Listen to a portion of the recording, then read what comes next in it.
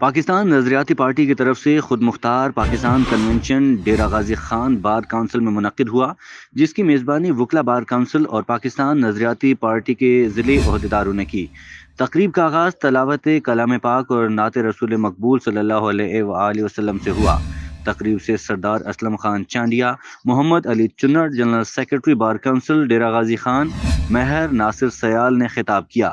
تقریب میں ملک اسامہ یاسین، صدر عبدالستار عیدی، ظفر العمری بلوچ، سہیل شاہ صدر پاکستان نظریاتی پارٹی، شابران مری بلوچ، جان گل محمد، عبداللہ فراز لغاری، Begum Ruqaiya Ramzan advocate, Sameera Dajli advocate, Muhammad Ali Chanr advocate general secretary bar council, Zaida Qureshi advocate نائب صدر بار کونسل اور وکلا برادری عوام کی کثیر تعداد میڈیا نمائندوں نے شرکت کی۔ آخر میں پاکستان نظریاتی پارٹی کے چیئرمین شہیر حیدر سیالوی نے خود مختار پاکستان کنونشن بار کونسل سے خطاب کیا۔